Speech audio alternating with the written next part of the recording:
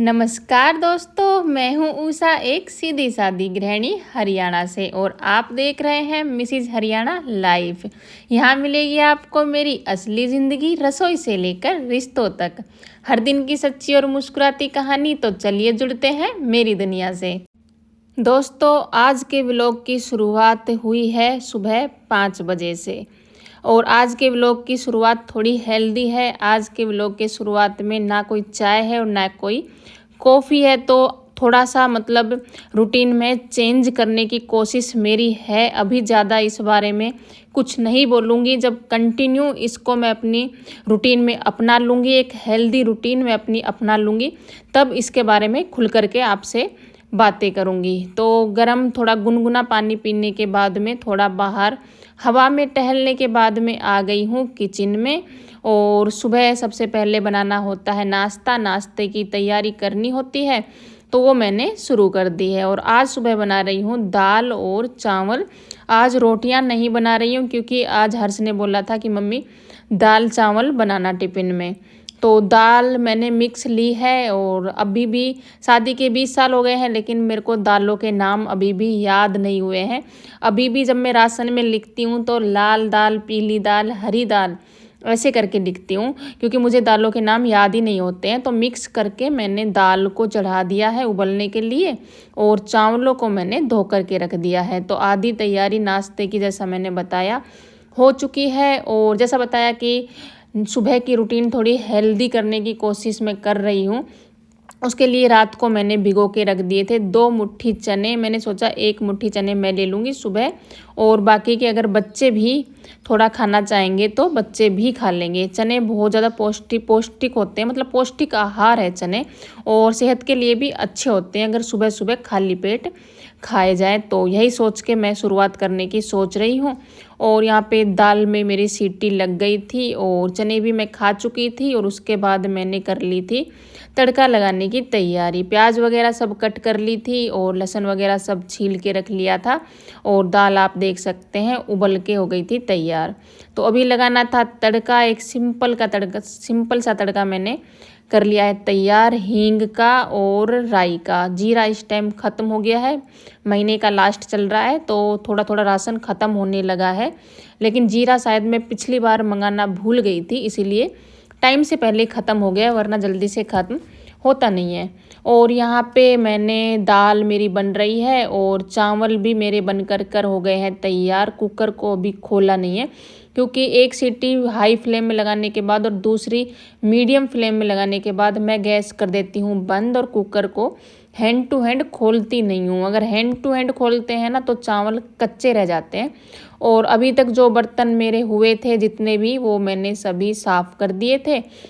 और इस स्टेज पर आकर मैंने आज चढ़ाई है चाय। वैसे हमेशा सुबह की शुरुआत मेरी चाय से होती थी, लेकिन आज नाश्ता वगैरह बनाने के बाद मैंने चाय पी थी। तो यहाँ पे मैंने चाय चढ़ा दी थी, और हर्ष के लिए प्लेट लगा दी थी, और वो कर रहा था नाश्ता। और उसके बाद मैंने टिफ़िन भी लगा दिया था, थोड़ा घी डाल दिया था। मेरे बच्चों को चावल में घी पसंद है, फिर वो चाहे किसी भी तरीके के चावल हो, दाल चावल हो, छुकमा चावल हो, कोई भी चावल हो।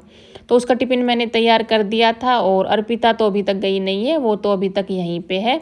और हर्ष अभी चला गया है। और मैंने चाय भी पी ली थी। और सॉरी, हर्ष गया नहीं है, अभी तक यहीं है। मैंने मतलब प्लेट लगाकर उसको दे दी थी, वो नाश्ता कर रहा था, और टिफ़िन उसका रख दिया था। उसी के साथ बैठ कर के मैंने चाय पी थी। वो सुबह सुबह टीवी देखता हुआ अपना नाश्ता कर रहा था। बच्चों को आदत होती है, बच्चों को क्या, आज के टाइम में ना बड़ों को भी आदत हो रही है, जब तक फ़ोन में कुछ चला के देखते नहीं है ना, तो खाना जैसे अंदर जाता नहीं है। वैसे ये बात बिल्कुल भी अच्छी नहीं है, बहुत गलत बात है। इस रूटीन को भी मैं सोच रही हूँ बच्चों की ये आदत जो है इसे छुड़ा दूँ धीरे धीरे करके। क्योंकि ऐसे बोला जाता है कि खाना जब हम खाते हैं तो पूरा हमारा ध्यान, फोकस जो है वो खाने पर होना चाहिए, ना कि इधर उधर। और अगर इधर उधर है भी टीवी वगैरह में, तो हमें कुछ अच्छा सुनना चाहिए, जैसे भजन वगैरह, कोई सत्संग वगैरह, तो वो खाना हमारा पूरी तरह से शरीर में लगता है। तो यहाँ पे चाय मैंने पी ली थी, और हर्ष का भी नाश्ता वगैरह सब हो गया था, और वो चला गया था। और मैंने कर दी थी अपनी साफ़ सफाई शुरू। और अर्पिता अपने बाल बना रही थी, तो वो भी जैसे एक बार टीवी बंद हो गया था तो वो भी रेडी होने से पहले टीवी में कुछ ना कुछ सॉन्ग वगैरह कुछ चलाती है। और अगर मैं चलाती हूँ तो मैं सुबह में भजन ही लगाती हूँ, या फिर बच्चे चले जाते हैं ना तो भी मैं भजन लगा करके अपना काम शुरू करती हूँ। सुबह में भजन लगाती हूँ और बाद में जैसे 9-10 का टाइम हो जाता है तो मैं हिंदी सॉन्ग लगा करके अपना काम करती हूँ। और यहाँ पे मैंने कर दिया था सफाई का काम शुरू, मतलब कमरे को व्यवस्थित करना। अभी तक मैंने बेड वगैरह साफ़ किया नहीं था, तो सभी चादर वगैरह ऐसे ही पड़ी हुई थी, तो वही मैं अभी कर रही थी। और अर्पिता हो रही है रेडी। बेडशीट वगैरह सब साफ़ कर दी थी और उसके बाद फिर मैं लगाऊंगी झाड़ू। ऐसा है कि मतलब पूरे घर को व्यवस्थित कर देते हैं ना तो जल्दी जल्दी से काम मतलब ख़त्म होता ही नज़र आता है। व्लॉग में आगे बढ़ने से पहले आप सभी को याद दिला दूँ, अगर अभी तक आपने व्लॉग को लाइक नहीं किया है तो अपनी प्यारी सी लाइक दीजिए, और अगर मन करता है तो एक प्यारी सी छोटी सी कमेंट ज़रूर करें। और यहाँ पे अर्पिता रेडी होकर के और नाश्ता वगैरह सब करके वो भी चली गई थी स्कूल, और अंदर मैंने झाड़ू वगैरह सभी लगा दी थी। आज बच्चों की ड्रेस चेंज हुई थी तो ड्रेस मैंने सोचा पहले ना डाल देती हूँ धोने के लिए, बाद में जो बाकी के जो कपड़े हैं बेडशीट वगैरह भी हैं वो मैं बाद में डाल दूँगी। तो कपड़े मैंने डाल दिए हैं मशीन में, और उसके बाद में बाकी के काम चलते रहेंगे और कपड़े भी साथ के साथ धुलते रहेंगे। आज सुबह उठने के बाद मैंने बाल वगैरह थोड़े मतलब ठीक से नहीं किए थे, तो मेरे पूरे बाल ना बिखरे हुए हैं, और ना तेल भी नहीं लगा हुआ है ना ज़रा सा भी, तो भी बाल ऐसे ही होके रखे हैं। तो इसे आप अवॉइड करें। और कपड़े मशीन में डालने के बाद जैसा मैंने बताया झाड़ू वगैरह तो पूरे घर में लगाई दी थी, तो अंदर दोनों रूमों में पोछा भी मैंने लगा लिया था, और लास्ट में पोछा लगाती हुए आ गई थी हॉल में।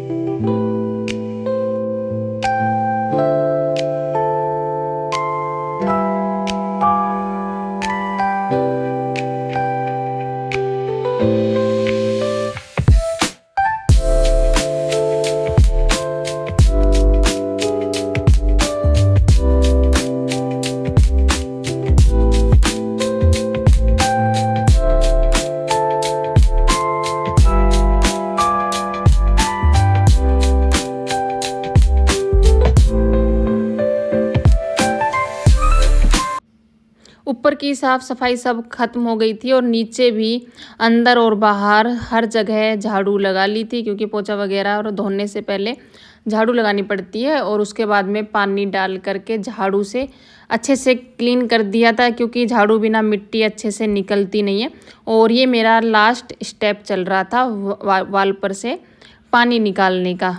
इससे क्या है कि बिल्कुल पानी सूख जाएगा। गर्मियों में तो मतलब ऐसे भी सूख जाता है, अगर झाड़ू से भी निकाल ले तो भी। सर्दियों में बहुत ज़्यादा ज़रूरत होती है वाइपर से पानी निकालने की, लेकिन वही है गर्मियों में भी अगर मतलब एक बार वाइपर मार देना तो फटाफट से सूख जाता है, गीला ज़्यादा रहता नहीं है। तो नीचे की भी साफ़ सफाई पूरी हो गई है ख़त्म, और ऊपर फिर जाने के बाद नहाना धोना ये काम मेरा बाकी रह जाएगा। और जो कुछ कपड़े पड़े हुए हैं बेडशीट वगैरह, जैसा मैंने बताया था कि और भी कपड़े मशीन में डालने हैं तो उनको भी धोना बाकी है।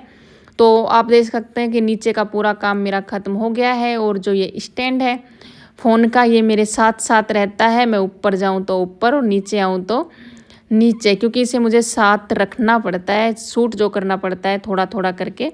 और यहाँ पे नीचे से मैं लेके आ गई हूँ आपको ऊपर, जैसे बताया जो नीचे सुबह मैंने जो मशीन लगाई थी ना ड्रेस वगैरह जो डाली थी, वो कपड़े तो मैंने पहले ही धो करके सुखा दिए थे, और ख़त्म हो गया है काम पूरा। और उसके बाद में जैसा बताया कि मशीन में मैंने डाल दी थी बेडशीट वगैरह, तो नहा ली थी, और नहाने से पहले उन कपड़ों को भी मैंने पानी में से निकाल दिया था। ये जो बेड पे कपड़े रखे हुए थे ये मैंने जानबूझकर यहाँ रख रखे हैं, क्योंकि इन्हें मुझे करना है फोल्ड। काम मेरा ख़त्म होने के बाद में, खाना वगैरह खाने के बाद में, फिर मैं बैठ करके इन्हें फोल्ड कर लूँगी और अलमारी में लगा दूँगी। तो ये सुबह जैसे जो कपड़े धोए थे, सुबह भी नहीं बोल सकते, ज़्यादा देर हुई नहीं है, तो ये मतलब थोड़े थोड़े कपड़े सूख गए थे, ज़्यादा नहीं बोलूँगी लेकिन थोड़े थोड़े सूख गए थे। और यहाँ पर ना 2 ही रस्सियाँ बंधी हुई हैं, तो जगह थोड़ी कम पड़ जाती है कभी कभी।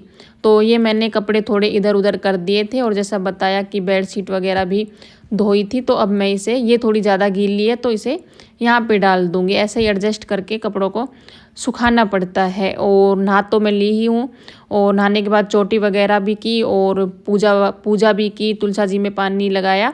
ये सब काम मैंने इस बीच में ख़त्म अपने कर लिए थे। कपड़े वगैरह सुखाने के बाद फिर मैंने लगाया थोड़ा सा आटा। जैसे मैंने बताया कि सुबह बनाए थे दाल चावल, रोटियां बनाई नहीं थी, लेकिन मुझे चावल ख़ास पसंद नहीं है, तो इसलिए मैं ज़्यादातर अपने लिए रोटियां ही बनाती हूँ। तो मैंने आटा लगा लिया था, और आटा थोड़ा सा भी नहीं, मतलब मैंने ठीक सा लगा लिया था। अगर बच्चे भी दोपहर में खाएंगे तो इसी दाल के साथ सलाद वगैरह कट कर दूंगी, और चाहेंगे तो कुछ रायता वगैरह बना दूंगी, और फिर रोटियां सेक दूंगी। दूसरी सब्जी दोपहर में नहीं बनाऊंगी। तो जैसा बताया कि आटा तो लगा ही लिया था, और अपने लिए बना लेती हूँ पतली पतली सी 2 रोटियां, बाकी थोड़े बहुत चावल भी ले लूँगी। अगर ऐसा है कि बिल्कुल चावल ही चावल खाती हूँ ना, तो मेरा पेट बिल्कुल भी भरता नहीं है, और एक टाइम ही मैं ज़्यादातर खास मतलब खाना खाती हूँ पेट भर के। दूसरे टाइम पे तो फिर मुझे जल्दी से भूख लगती ही नहीं है। और जो ये मेरा तवा है ना, ये थोड़ा पतला होता जा रहा है, इस पर रोटियां लगने लगी है। वैसे एक तवा जो है वो रखा है, मेरे बक्से में रखा है, मेरी शादी का, बीच में मैंने नया मंगा लिया था, और उसे निकालना भूल गई थी। तो अभी सोच रही हूँ कि अभी उसे निकाल लेती हूँ। ये बहुत मतलब पतला हो गया है, घिस गया है। और यहाँ पे मैंने लगा ली है मेरी थाली, सलाद वगैरह मैंने कट कर ली थी, और थोड़े से चावल भी ले लिए थे। जैसा बताया कि एक बार ही ज़्यादातर मैं पेट भर के खाना खाती हूँ, तो अच्छे से मैंने अपनी प्लेट लगा ली थी। और यहाँ पे मैंने टीवी में चला लिया था गुरुजी का सत्संग, प्रेमानंद महाराज जी गुरुजी का। तो यहाँ पे सत्संग सुनते हुए करेंगे भोजन, और फिर करेंगे व्लॉग का एंड यहीं पर। दाल के साथ नींबू बहुत अच्छा लगता है, या फिर दाल चावल हो या फिर दाल रोटी हो, नींबू और प्याज की सलाद बहुत ज़रूरी हो जाती है, अच्छी लगती है, इसलिए नींबू भी मैंने कट कर लिया था। तो कैसा लगा आपको आज का व्लॉग? अगर थोड़ा भी अच्छा लगा हो तो लाइक करना, कमेंट करना, शेयर करना। अगर चैनल पर नए हो तो सब्सक्राइब किए बिना बिल्कुल मत जाना।